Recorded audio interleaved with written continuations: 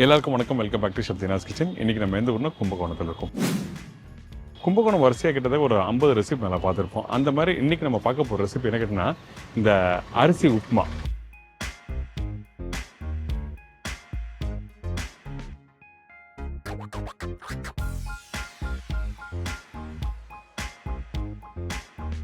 இது சாப்பிடும்போது என்ன ஃபீல்னா, காரக்கொழுக்கட்டையை உடச்சி சாப்பிடுவோம்ல, அந்த மாதிரி இந்த அரிசியும் இந்த பருப்பு போட்டு சாப்பிட்றதுல வந்து அந்த டேஸ்ட் வந்துருக்கு. ஃபர்ஸ்ட் கிளாஸ் வந்து கண்டிப்பாக சார்.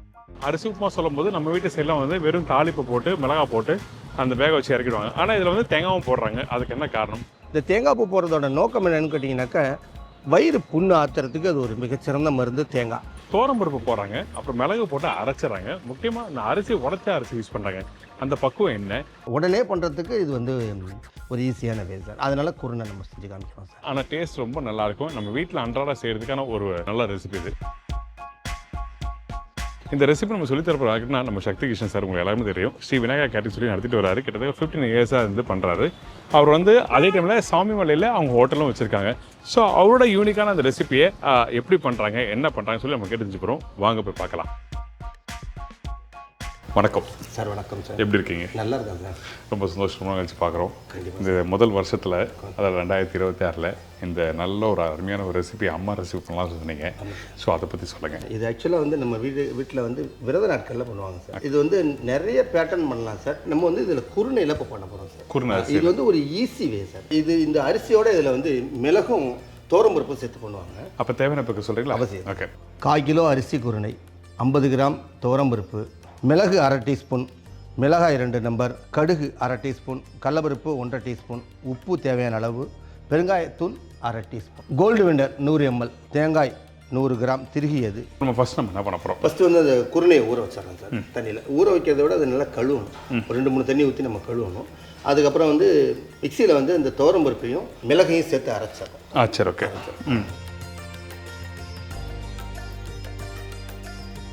இது மாதிரி 50% அதை அரைச்சிக்கிறோம் சார். சரி, ஓகே, டன். ஓகே. மிளகு பார்த்தீங்கன்னு சொன்னாக்க ஒரு மிளகு வந்து 4-5 உடஞ்சிருக்கும். ஓகே. பருப்பு பார்த்தீங்கன்னு சொன்னால் கொஞ்சம் பொடியாக இருக்கும், கொஞ்சம் வந்து தூள். இந்த பருப்பு எதுக்காக அரைச்சி போடுறாங்க? மிளகு ஏன் கூட போட்டு அரைக்கிறாங்க? அதுக்கு என்ன காரணம்? ஃபாஸ்டிங் இருக்கும்போது நம்ம ஒரு வேளை சாப்பிட்டுட்டு நைட்டு ஒரு வேளை 2 வேளை சாப்பிடும்போது எனர்ஜி வந்து நமக்கு தேவையான அளவுக்கு கிடைக்கிறதுக்கான வாய்ப்பு குறைவாக இருக்கும். வேறு ஏதாவது சாப்பிட்டோம், வெறும் அரிசி மட்டும் சாப்பிட்டோம்னு சொன்னாங்க. அப்போ அந்த பருப்பு சேரும்போது நமக்கு அந்த எனர்ஜி வந்து முழுமையாக கிடைக்கும். ப்ரோட்டீன் ஃபுல்லாக கிடைக்கும். அதே மாதிரி மிளகு வந்து அந்த வாசம், அந்த செரிமானம், இது எல்லாமே வந்து மிளகோட தன்மை சார். அரிசி சாப்பிட்ட பிறகு கொஞ்சம் மந்தமாக இருக்குது. அப்போது அந்த காரத்தன்மைக்கும் வந்து இந்த மிளகு சேர்க்கும் போது செரிமானத்துக்கு நல்லா இருக்கும். நல்ல விஷயம் சார். இப்போ இதில் வந்து நம்ம ஆயில் வந்து ரீஃபைண்ட் ஆயில் யூஸ் பண்ணுறோம். ஓகே. பட் என்னென்னு கேட்டிங்கன்னாக்கா, இப்போ தேங்காய் கம்மியாக இருக்குன்னு வச்சுக்கோங்களேன். இப்போ வந்து திருவின தேங்காய் நம்ம யூஸ் பண்ணுவோம். அப்படி திருவின தேங்காய் அதில் நம்ம யூஸ் பண்ணும்போது சப்போஸ் தேங்காயோட குவான்டிட்டி நம்ம குறைவாக இருக்குன்னு சொன்னால் தேங்காய் எண்ணெயும் ஆட் பண்ணிக்கலாம். அப்படியா? ஆமாம். அதுவும் நல்ல ஸ்மெல் கிடைக்கும். அப்போ அந்த தேங்காயோட சதவீதத்தை நம்ம கொஞ்சம் குறைச்சிக்கலாம். இப்போ நம்மள்ட்ட முழுமையாக தேங்காய் நிறைய இருக்குங்கிறதுனால நம்ம அந்த இதில் வந்து நம்ம ரீஃபைண்ட் ஆயில். ஓகே. எண்ணெய் சூடாகிடுச்சு. ஓகே. ஃபர்ஸ்ட் தாளி போடுறோமா? ஃபஸ்ட்டு கடுகு சார். கடுகு. வேறு என்ன வேணும் நமக்கு? அடுத்தது வந்து கடலப்பருப்பு. கடுகு போட்டிருக்கோம். இதுக்கு பிறகு கடலப்பருப்பு போட்டிருக்கோம். வெள்ளப்பருப்பு. நம்ம இப்போ செய்கிறது வந்து சார் ஒரு 3 கிலோ ரைஸ்க்கு பண்ணுறோம் சார். ஆக்சுவலாக குருணை நம்ம பண்ணுறது. ஓகே. நம்ம இப்போ அளவு சொல்லியிருக்கிறது பார்த்தீங்கன்னா 1/4 கிலோ அளவுக்கு சொல்லியிருக்கோம். இது வந்து நம்ம ஒரு 25 பேருக்கு நம்ம இன்றைக்கி ஒரு ஆர்டர் பண்ணுறதுனால நம்ம இந்த அளவில் பல்க் ஆர்டர் பண்ணுறோம். இது வந்து யாராவது கேட்ரிங் பண்ணணும்னு நினைக்கிறவங்களுக்கு இந்த மெஷர்மெண்ட் யூஸ் பண்ணி பண்ணலாம். இல்லை வீட்டில் யார் பண்ணணும்னு நினைக்கிறாங்களோ சின்ன குவான்டிட்டி அது கூட யூஸாக இருக்கும். ஆமாம், ரைட்டு. இப்போ சரி, மிளகா, வரமிளகா. ஓகே, டன், ஃபைன், போடுங்க.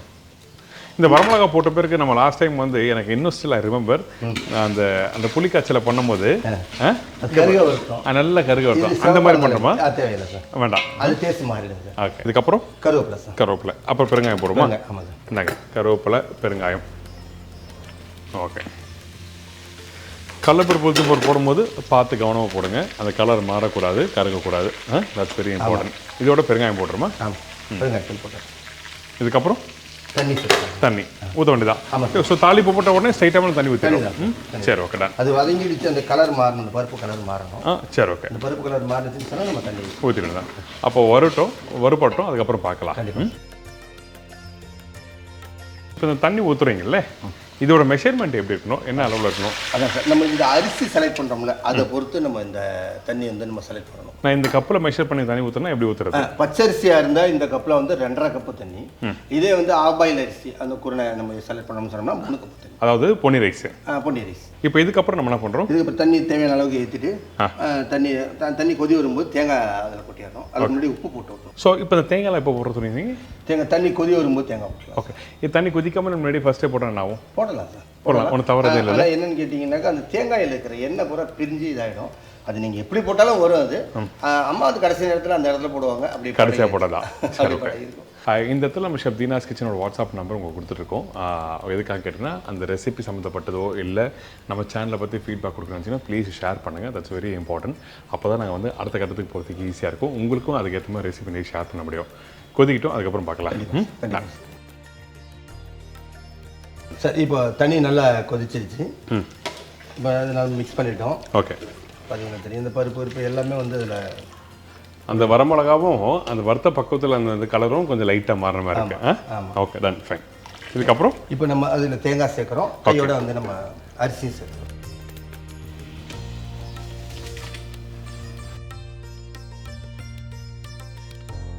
இப்போ நம்ம அரிசி சேர்த்துட்டோம் சார். இதில் பார்த்தீங்கன்னா அது கலர் தெரியும். ஆமாம், அந்த அரிசி தேங்காயோட பக்குவம் இருக்கு. ஓகே. இதுக்கப்புறம் பருப்பு சேர்க்குறோம் சார். பருப்பு, ஓகே, டன்.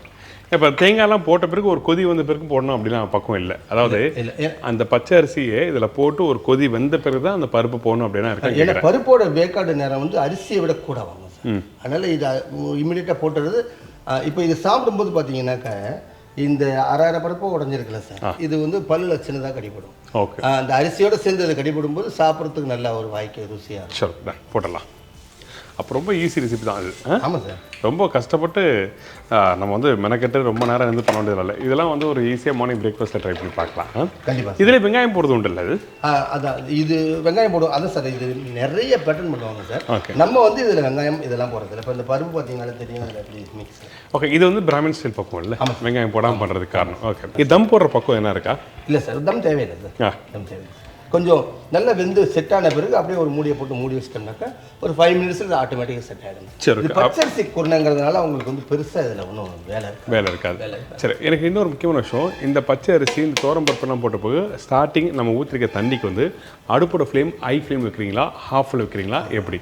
என்ன ரீசன் கேட்டிங்கனாக்கா நம்ம போட்டு ஃப்ளேம் பெருசாக வச்சோம்னு சொன்னோம்னா அடி செஞ்சிடும் சார். ஓகே. அதனால் ஒரு மீடியமாக வச்சுக்கிட்டு நம்ம பார்க்குறது வந்து சேஃப்டி சைடு சார். அந்த அடுப்பு அந்த கொதி வந்துட்டு இருந்தால் போதும் சார்.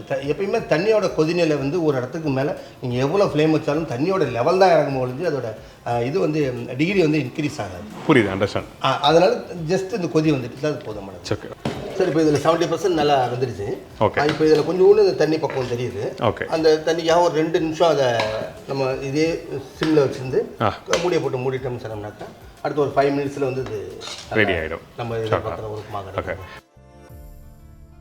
இது இன்னும் ஈஸியாக குக்கரில் வச்சுட்டு போயிடலாம் சார். 1/4 கிலோ இந்த மாதிரி அளவெல்லாம் பண்ணும்போது நம்ம இந்த மாதிரி வச்சு கிண்டிட்டு இருக்கணுங்கிற அவசியம் கிடையாது. குக்கர்லேயும் பண்ணிக்கலாம். குக்கரில் எல்லாத்தையும் நம்ம தாளிப்பு போட்டுட்டு குக்கரில் நல்லா இதே மாதிரி வந்த பிறகு இந்த மூடியை போட்டுட்டு ஒரு விசில் விட்டால் கூட போதும் சார். அருமையாக வந்துடும், நல்லா வந்துடும். சரி, ஓகே. கொஞ்சம் நேரம் அதை மூடி வச்சுருந்தோம், செட் ஆகிடுச்சு. இப்போ அதை நம்ம ஓப்பன் பண்ணலாமா?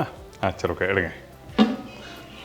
அடடா, அந்த சாதம் வந்து அந்த தண்ணி நல்லா வற்றி கரெக்டாக வந்திருக்கு. ஆமாம் சார். அங்கங்கே அந்த வரமிளகா ஒன்று அந்த கருப்பாக இருக்கிறது தெரியுது. இந்த பழக்கம் பார்த்தீங்கன்னு சொன்னால் 3/4 வேக்காடாக இருக்கும். சரி, ஓகே. அது உப்புமா பக்கமாக வந்திருக்கு. இன்னொரு முக்கியமான விஷயம் பார்த்தீங்கன்னா அந்த பருப்பு இருக்குது பார்த்தீங்கன்னா, அந்த உடச்ச பருப்பு வந்து 1-2 முழுசாகவும் இருக்குது. அந்த சாதத்தோடு மிக்ஸ் பண்ணி சாப்பிடும்போது அந்த ஒரு இதுமாதிரி கெட்டித்தன்மை தான் இருக்கும். ஆமாம் சார். ஆமாம் சார். டேஸ்ட் பண்ணலாமா? பண்ணலாம் சார். எப்பவுமே வந்து அள்ளி வைப்பார். ஹோம்மேட் இருக்காவா? நம்ம லாஸ்ட் டைம் பண்ணுமே அதே சார். தக்காளி தொக்கு. அல்டிமேட் தக்காளி தொக்குங்க அது. கண்டிப்பாக நம்ம லிங்க் தர ட்ரை பண்ணி பாருங்க. இல்லை சார், நிறைய பேர் வாங்கிட்டு அப்படிங்களா? Very good. வாரத்துக்கு எப்படியும் வந்து நமக்கு ஒரு 10லேருந்து 15 கிலோ மூவ் ஆகிடுது சார். ஓகே.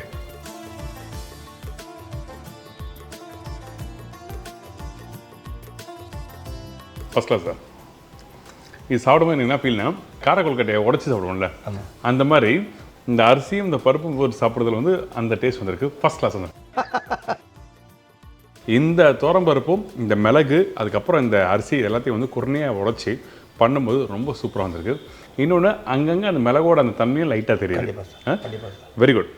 ஆனால் இந்த உப்புமா பொறுத்த வரைக்கும் நீங்கள் சாப்பிடணும் பார்த்தீங்கன்னா அந்த மிளகாவோட கடிச்சு சாப்பிடுங்க. நிறைய பேர் என்ன பண்ணுவாங்க வீட்டில் அந்த மிளகா எடுத்து போட்டுருவாங்க. அந்த மிளகாவை வறுத்த மிளகா வந்து காரத்தன்மை கம்மியாகவும் நீங்கள் அதோட சாப்பிடும் போது தான் அந்த டேஸ்ட் இன்னும் என்ஹான்ஸ் பண்ணி தரும். அது ஆக்சுவலாக அந்த மிளகாக்குள்ளே இருக்கிறது வந்து தண்ணியில் வேகும்போது அதில் இருக்கிற காரம் பூரா அந்த தண்ணியில் சார்ந்துருங்க.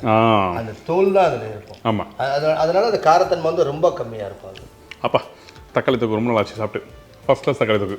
Thank you sir. Thank you, very good தொக்கு. என் நம்பர் கொடுங்க. என்னுடைய பேர் சக்தி கிருஷ்ணன். என்னுடைய company name Sri Vinayaka catering service. Number 67 Bhaktapuri தெரு, கும்பகோணம். இது என்னுடைய விலாசம். என்னுடைய காண்டாக்ட் நம்பர் 9360300884.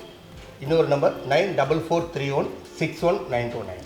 இங்கே வந்து அவுட்டோர் கேட்டரிங் பண்ணிகிட்டு இருக்கிறேன். அது இல்லாமல் நிறைய வந்து ஊறுகாய்கள் சார் மூலயமா பழகினதுக்கு அப்புறம் அவர் கொடுத்த ஒரு பூஸ்ட்டில் நிறைய ஊறுகாய்கள் பண்ணி அனுப்பிட்டு இருக்கிறேன். ஒரு 15 வெரைட்டி 16 வெரைட்டி பொடி வகைகள். அது எல்லாமே என்னுடைய லிங்க்லேயே வச்சுருக்கிறேன். சார் எனக்கு நிறைய அந்த வாய்ப்புகளை கொடுத்துருக்குறாங்க. நிறைய பேர் வாங்கி பயன்பட்டுருக்குறாங்க. அதை பற்றி நிறைய ஃபீட்பேக்கும் கொடுத்துருக்குறாங்க. ரிப்பீட்டடாக வாங்கிட்டு இருக்கிறாங்க. அது எனக்கு வந்து ஒரு பெரிய மனமகிழ்ச்சியாக இருக்குது. உங்களுக்கும் தேவைன்னாக்கா நீங்களும் கான்டாக்ட் பண்ணலாம். உங்கள் வீட்டு விசேஷங்கள் எதுவாக இருந்தாலும் நீங்கள் நம்பி கொடுத்தீங்கன்னு சொன்னால் கண்டிப்பாக என்னால் எக்ஸலண்ட்டாக பண்ணி கொடுக்க முடியும். வாய்ப்பு கொடுங்க. நன்றி. நான் வந்து பாதிலேயே சாப்பிட்டு தட்டை வச்சுட்டு உட்காந்துருக்கேன். எல்லாம் தடவை சொல்லலாமா? கண்டிப்பாக சார். Thank you so much. நான் இன்னொரு நாள் இன்னொரு ரெசிபி செஞ்சுக்கிறேன். பாய். நான் இப்போ இந்த அரிசி உப்புமாவை சாப்பிட போகிறேன். பாய். தேங்க்யூ. தேங்க்யூ.